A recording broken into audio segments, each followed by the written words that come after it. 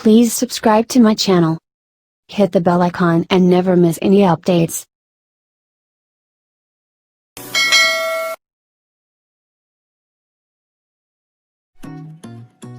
Hi friends, Assalamu alaikum and welcome back to my channel. I am Sumaya from Sumi's Home Chef.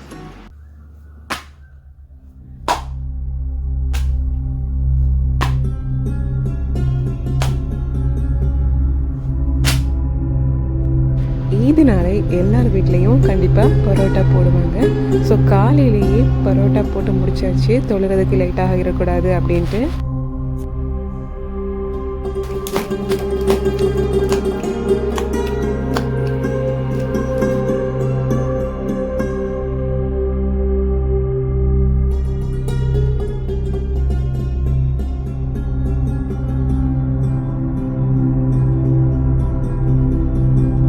Sunrise ஆயாச்சு and நாங்கள் இங்கே எல்லாருமா மொட்டை மாடியில் தான் பெருநாள் தொழுகை தொழ போகிறோம்.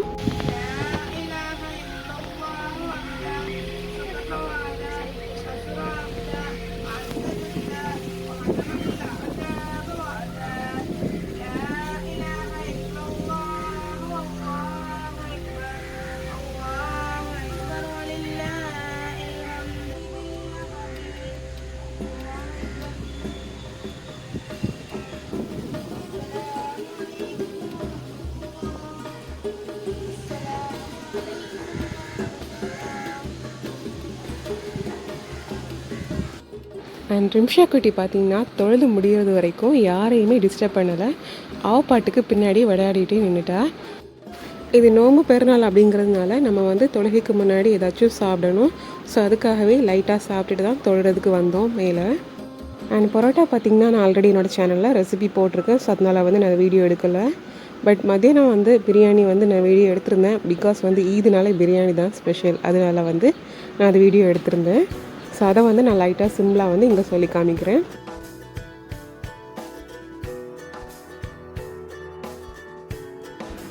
இப்போ ஒரு ப்ரெஷர் குக்கரில் 2 கிலோ மட்டன் க்ளீன் பண்ணி வச்சது அதை சேர்த்துருக்கோம். இதில் 2 டீஸ்பூன் அளவுக்கு மஞ்சள் தூள் சேர்க்குறோம். அப்புறமா 1 டேபிள் ஸ்பூன் அளவுக்கு கரம் மசாலா தூள்.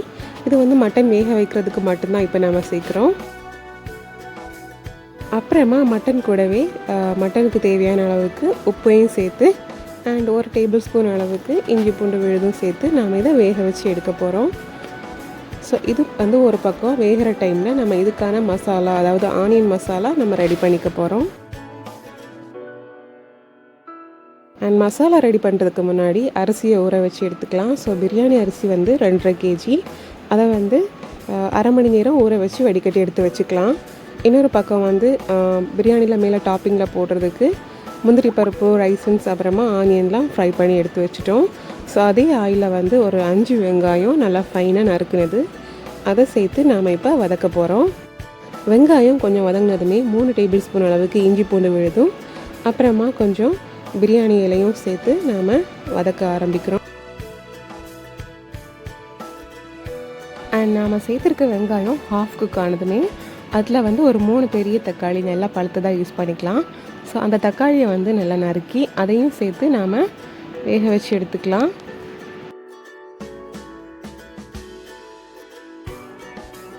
தக்காளி ஓரளவுக்கு வதங்கினதுமே நாம் அதில் மஞ்சள் தூள் சேர்த்துக்கலாம். ஸோ மஞ்சள் தூள் 1 டீஸ்பூன் அளவுக்கு சேர்த்தா போதும். அண்ட் சால்ட் மட்டனில் ஏற்கனவே சேர்த்தாச்சு. ஸோ இப்போ இந்த ஆனியன் மசாலாவுக்கு ஏற்றது மாதிரி கொஞ்சமாக சேர்த்துக்கலாம்.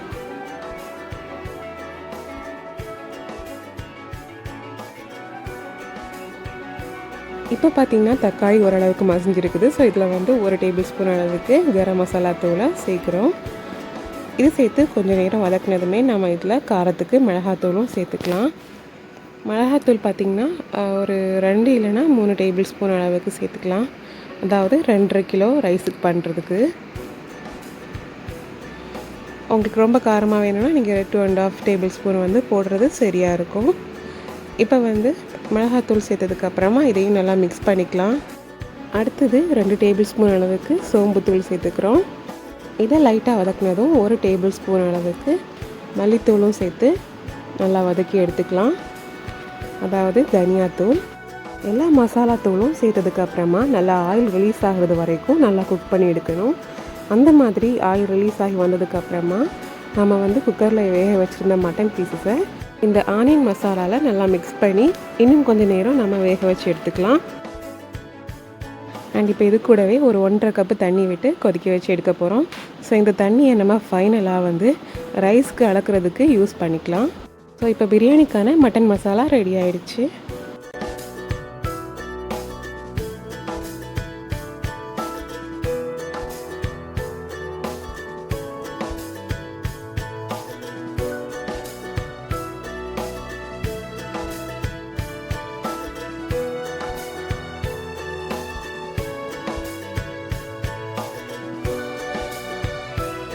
இப்போ ரைஸ் பண்ணுறதுக்கு 4 டேபிள் ஸ்பூன் ஆயிலும் 4 டேபிள் ஸ்பூன் அளவுக்கு கீயும் எடுத்திருக்கோம்.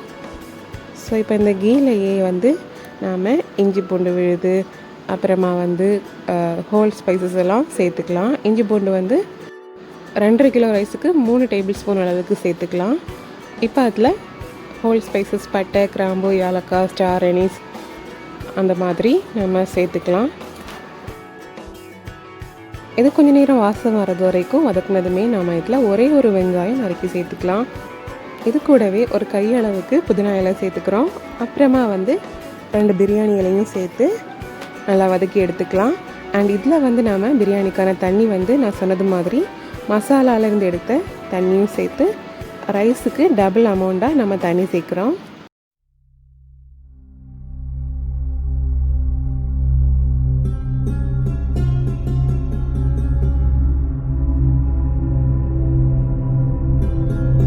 இப்போ 2.5 கிலோ ரைஸுக்கு 5 லிட்டர் தண்ணி சேர்த்தாச்சு.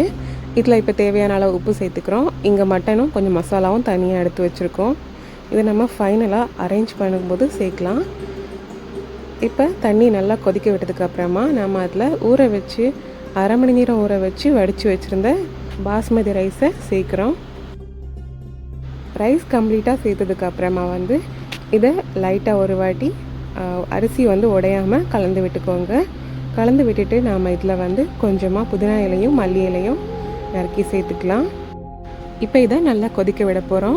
கொதிக்க ஆரம்பித்ததுமே நாம் இதை லோ ஃப்ளேமுக்கு சேஞ்ச் பண்ணி நல்லா வேக வச்சு எடுத்துக்கலாம். ஒரு 90% குக் ஆகிறது வரைக்கும் நம்ம வேக வச்சு எடுத்துகிட்டு அதுக்கப்புறமா நாம் இதை தம் போட்டு எடுத்துக்கலாம்.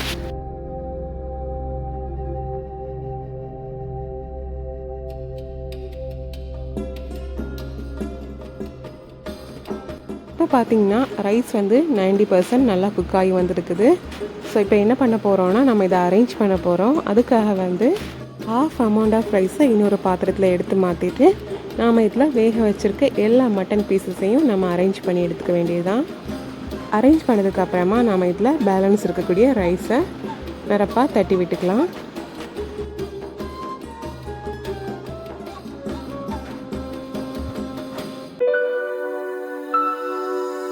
இப்போ இதுக்கு மேலே கொஞ்சமாக புதினா இலையும் மல்லி இலையும் சேர்த்துட்டு நம்ம ஃப்ரை பண்ணி வச்சுக்கக்கூடிய ஃப்ரைட் ஆனியன்ஸ், கேஷ்யூஸ், ரைசன்ஸ் எல்லாத்தையும் நம்ம டாப்பிங்கில் கம்ப்ளீட்டாக போட்டு விட்டுக்கலாம்.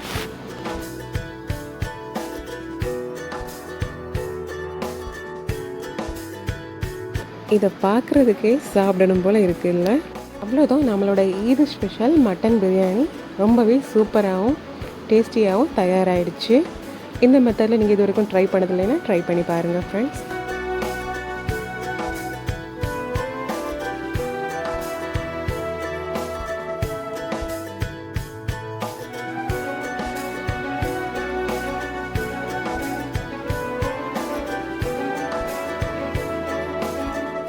ஈத் விலாக் அப்படிங்கிறதுனால கண்டிப்பாக இங்கே வந்து ஸ்வீட் இல்லாமல் இருந்தால் நல்லா இருக்காதுல்ல. ஸோ அதுக்காகவே மில்கில் வந்து புட்டிங் மாதிரி, அதாவது அகர் அகர் யூஸ் பண்ணி புட்டிங் மாதிரி லைட்டாக சிம்பிளாக ஒரு ஷார்ட்டாக ஒரு வீடியோ காமிக்கலான் இருக்கேன். இப்போ பார்த்திங்கன்னா ஒரு கப் அளவுக்கு அகர் அகரை வந்து 5 கப்பு தண்ணி விட்டு இந்த மாதிரி கரைய வச்சு எடுத்துருக்கோம். ஃபைனலாக அது வந்து அகர் அகர்லாம் குக் ஆகி வரும்போது 3 கப்ஸ் ஆயிரும். ஸோ அந்த 3 கப்ஸை வந்து 3 லேயராக நம்ம எடுக்க போகிறோம். ஒரு கப்பை வந்து தேங்காய் பாலில் சேர்த்துருக்கோம், கொஞ்சம் எல்லோ கலர் சேர்த்து. ஸோ இதை வந்து நம்ம ஃபஸ்ட்டு லேயராக சேர்க்குறோம். இப்போ இந்த ஃபஸ்ட்டு லேயரை ஒரு 2 நிமிஷம் ரெஃப்ரிஜரேட் பண்ணதுக்கு அப்புறமா நாம் இதில் வந்து கண்டென்ஸ்டு மில்க் அது கூட கொஞ்சமாக திக்கான பால் சேர்த்து ஒரு லேயர் பண்ணிக்க போகிறோம். இதை வந்து நாங்கள் வந்து வீட்டிலையே கண்டென்ஸ்டு மில்க் ரெடி பண்ணி, அதாவது பால் நல்லா வற்ற வச்சு அதில் வந்து சுகர் சேர்த்து இந்த மாதிரி செஞ்சு வச்சுருந்தோம். ஸோ அதை தான் இப்போ நாம் இதில் கொஞ்சமாக பால் சேர்த்து ஒரு லேயர் பண்ணிக்கிறோம். இப்போ இந்த மில்க் புட்டிங்க்கு வந்து 3வது லேயராக வந்து திக்கான பால் யூஸ் பண்ணுறோம் சுகர் சேர்த்து. இதில் வந்து அகர் அகர் சேர்த்துட்டு அப்புறமா இதில் கொஞ்சமாக ஃபுட் கலர் சேர்த்துருக்கோம். இது வந்து இந்த 3 லேயரும் பார்க்குறதுக்கு ஒவ்வொரு கலராக இருக்கிறதுக்காக தான். இப்போ செகண்ட் லேயரையும் ஒரு 2 நிமிஷம் ரெஃப்ரிஜரேட் பண்ணதுக்கு அப்புறமா இதை 3வது லேயராக விட்டு நம்ம ரெஃப்ரிஜரேட் பண்ணி எடுக்க போகிறோம். அதாவது இந்த புட்டிங்கில் பார்த்திங்கன்னா ஃபஸ்ட்டு லேயர் வந்து தேங்காய் பால் அண்ட் செகண்ட் லேயர் வந்து கண்டென்ஸ்டு மில்கில் வந்து கொஞ்சமாக பால் சேர்த்து செகண்ட் லேயர், அப்புறமா வந்து 3வது லேயர் பார்த்திங்கன்னா திக்கான பால். ஸோ இந்த 3 லேயர் தான் நம்ம இப்போ செஞ்சுருக்கோம். அண்ட் பார்க்குறதுக்கு அழகாக இருக்கிறதுக்காக 2 லேயரில் மட்டும் லைட்டாக கலர் சேர்த்துருக்கோம். அவ்வளோதான். இப்போ வந்து கொஞ்சமாக பாதாம் பருப்பு தோல் ரிமூவ் பண்ணிவிட்டு நறுக்கி வச்சதை டாப்பிங்கில் போட்டுக்கலாம். நீங்கள் இதுக்கு பதிலாக வந்து முந்திரி பருப்பு கூட சேர்த்துக்கலாம், நல்லா இருக்கும்.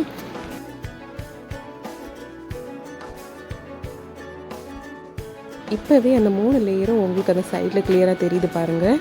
இப்போ இதை ஒரு 1 மணி நேரம் கம்ப்ளீட்டாக ரெஃப்ரிஜரேட் பண்ணி நம்ம எடுத்துக்கலாம்.